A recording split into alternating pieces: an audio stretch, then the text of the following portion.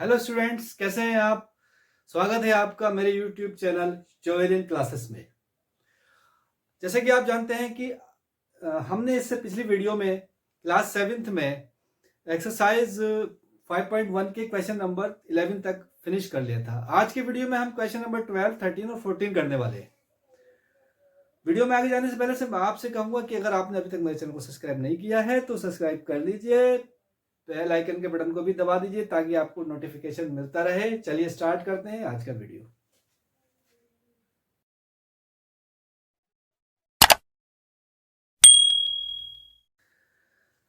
चलिए देख लेते हैं क्वेश्चन नंबर 12। इस क्वेश्चन नंबर 12 में आपसे पूछा गया है कि इसमें जो फिगर दे रखी है, गिवन फिगर, इसमें आपको एक्स, वाई और जेड इन तीनों की वैल्यूज को बताना है। ठीक है, तो जैसा कि आपको दिख रहा है कि ये दो लाइंस हैं जो एक दूसरे को इंटरसेक्ट कर रही हैं, और इंटरसेक्ट करने वाली लाइंस आप पता है कि इसमें सबसे पहले आपको वर्टिकली अपोजिट एंगल पता कर सकते हैं आप आसानी से, क्योंकि वर्टिकली अपोजिट एंगल इक्वल होते हैं। तो एक्स इज इक्वल टू क्या आएगा इसमें 55। तो सबसे पहले तो हम x की वैल्यू ही बता सकते हैं। x की वैल्यू कितनी आएगी, x इज इक्वल टू 55, क्योंकि ये कैसी है, vertically opposite angle. Vertically opposite angles कैसे होते हैं, इक्वल होते हैं। एक बात तो ये आ गई। और y की वैल्यू, y और 55 ये दोनों कैसे हैं, लीनियर पेयर है। तो एंगल y इज प्लस 55, ये दोनों कितने बना रहे हैं, 180 डिग्री। क्यों, क्योंकि लीनियर पेयर कितने का होता है, 180 डिग्री का होता है। ये और ये दोनों क्या है, लीनियर पेयर है। y आपको निकालना है तो क्या करेंगे, 180 माइनस, ये आप यहां इधर ला करके माइनस कर सकते हैं। 180 में से आपने 55 को माइनस करा तो बचा आपका 5, इधर आ गया 7, 7 में से 5 गया 2, 125, ये आ गया आपका 125। और y और z अगर आप देखें, y और z ये भी कैसे हैं, वर्टिकली अपोजिट हैं। तो angle y is equal to कितना है, एंगल z के, तो यानी कि एंगल z भी कितना हो गया आपका 125, यानी कि vertically opposite angle of y। Angle y का वर्टिकली अपोजिट एंगल है, और वर्टिकली अपोजिट एंगल कैसे होते हैं, इक्वल होते हैं। चलिए अब हम देख लेते हैं क्वेश्चन नंबर 12 का सेकंड पार्ट। क्या है सेकंड पार्ट, देखिए ये दिया हुआ है x, y और z, इन तीनों की वैल्यू आपको बताना है। कैसे बताएंगे, देखिए सबसे पहले हम जो हमें दिख रहा है कि आसानी से मिल सकता है वो ले लेते हैं। क्या है, देखिए z के सामने ठीक क्या है, 40, तो हम इस z की वैल्यू निकाल सकते हैं बहुत इजीली, क्योंकि हम लिख सकते हैं z इज इक्वल टू होगा 40 डिग्री, क्योंकि vertically opposite angle are equal. ठीक है, z तो हमें पता चल गया। अब हम y भी निकाल सकते हैं। 40 प्लस y क्या होगा आपको, 40 प्लस y, 40 प्लस y, इन दोनों का सम कितना होगा 180, क्योंकि दोनों कैसे हैं, लीनियर पेयर है। कैसे हैं ये दोनों, लीनियर पेयर। तो 40 plus Y is equal to 180, तो y की वैल्यू आ गई 180 माइनस 40, यानी कि y जो हो गया आपका आ गया 140 डिग्री। और आप देख रहे हैं कि y जो होगा वर्टिकली अपोजिट होगा किसके, x प्लस 25 के। तो ये हो गया, अब लिख सकते हैं हम x plus 25 is equal to angle y। क्यों, क्योंकि वर्टिकली अपोजिट एंगल है, और वर्टिकली अपोजिट एंगल कैसे होते हैं, इक्वल होते हैं। तो x प्लस 25 ये आ गया आपका 140, y की जगह रख दिया हमने 140, तो x is equal to 140 minus 25, ये हो गया आपका 115। ठीक है, समझ गए। सबसे पहले हमने क्या करा, x की जगह x का वर्टिकली अपोजिट निकाल लिया 40, फिर 40 को 40 और प्लस y को रखा हमने, 40 प्लस y रखा इज इक्वल टू 180, क्योंकि ये पूरे एक लीनियर पेयर है। इससे हमारा y की वैल्यू आ गई। अब y की वैल्यू आ गई तो y और ये पूरा एंगल x प्लस 25 ये दोनों कैसे हैं, वर्टिकली अपोजिट हैं, तो हमने इसको वर्टिकली अपोजिट रख दिया, और इस तरीके से x की वैल्यू भी हमें पता चल गई।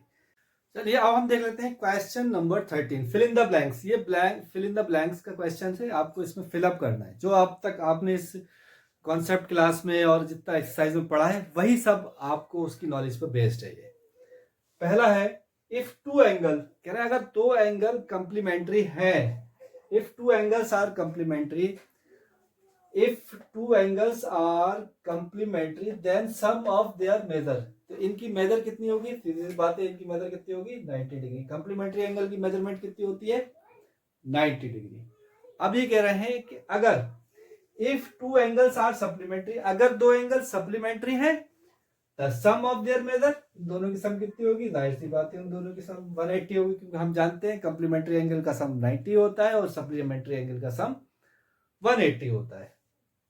अब तीसरा सवाल, तीसरा फिल इन द ब्लैंक से, two angles forming a linear pair, अगर दो एंगल लीनियर पेयर बना रहे हैं तो वो कैसे होंगे, सप्लीमेंट्री होंगे, जाहिर सी बात है कैसे होंगे, सप्लीमेंट्री होंगे। और अगर उनकी मेजर पूछता तो हम लिख देते कैसे होते, सप्लीमेंट्री एंगल, और उनकी मेजर कितनी होती, 180 डिग्री।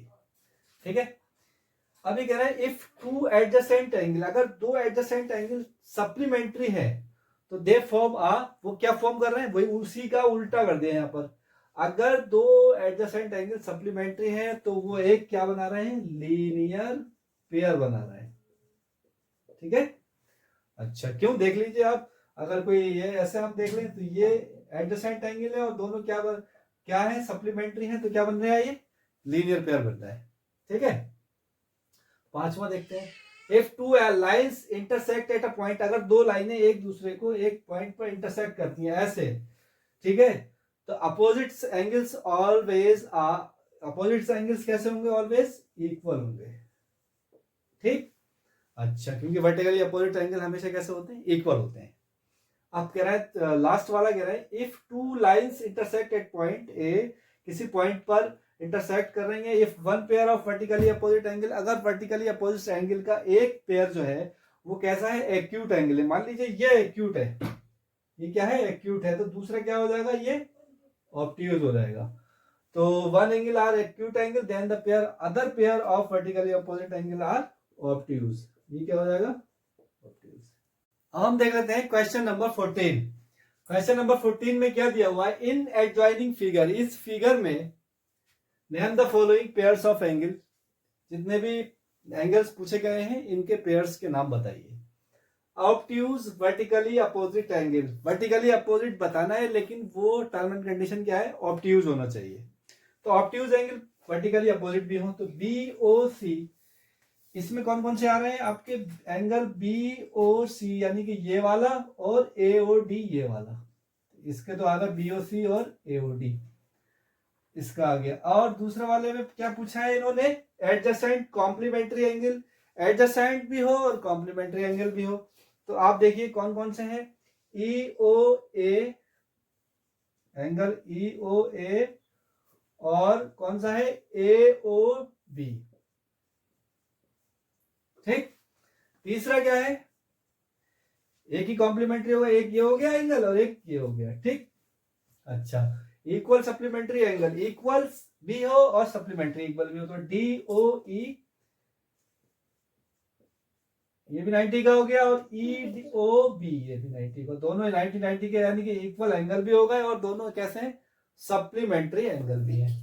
ठीक है, अब देखिए इसमें हमें बताना है चौथे में, unequal supplementary angle, unequal supplementary angle कौन कौन से हो सकते हैं, ई ओ ए, एंगल ई ओ ए, और एंगल ई ओ सी। ठीक है, एंगल ई ओ ए और एंगल ई ओ सी, वो लीनियर, वो सप्लीमेंट्री एंगल जो अनइक्वल हो, यानी कि बराबर नहीं हो। ठीक है, अच्छा अब देख लास्ट वाला दे रखा है, adjacent angle that do not form a linear pair, adjacent angle, ऐसा एडजेसेंट एंगल बनाना है, बताना है जो लीनियर पेयर नहीं बनाता है। तो इसमें क्या जाएगा, पहले ए ओ बी, कौन सा आएगा, ए ओ बी और ए ओ ई, ये एडजेसेंट कॉम्प्लीमेंट्री एंगल बना रहा है, ना कि सप्लीमेंट्री एंगल, तो एक तो ये आ गया इसमें। और दूसरा क्या आएगा आपका, एक आएगा आपका डी ओ एंगल, एंगल आ जाएगा ए ओ ई प्लस ए ओ ई, ये वाला ए ओ ई और ई ओ सी। ठीक है, ए ओ ई और ई ओ डी, ये भी आपका एक दूसरा आ गया, क्योंकि इन दोनों का अगर हम ये वाला ले लेते तो ये पूरा लीनियर पेयर बन जाता। हमें लेना एडजेसेंट एंगल है लेकिन वो लीनियर पेयर ना हो, यानी कि एडजेसेंट तो हो लेकिन लीनियर पेयर ना हो, यानी कि 180 डिग्री ना हो, यानी कि एक लाइन नहीं बन जाए। तो हमने ए ओ ई लिया और ई ओ डी लिया, दो आ गए आपके, एक ये आ गया, एक ये आ गया, और एक ले सकते हैं हम, क्या हो सकता है आपका ई ओ डी, और क्या आ सकता है ई ओ डी और डी ओ सी, ये दो हो सकते हैं। और कौन सा हो सकता है? इसी के साथ आज का ये वीडियो हम यहीं फिनिश करते हैं। उम्मीद करते हैं कि आपको ये वीडियो बहुत अच्छा लगा होगा। अगर आपको ये वीडियो अच्छा लगा है तो मेरे वीडियो को लाइक करें, शेयर करें, सब्सक्राइब करें और साथ ही साथ बेल आइकन के बटन को जरूर दबा दें ताकि आपको आने वाले वीडियोस की नोटिफिकेशन मिलती रहे।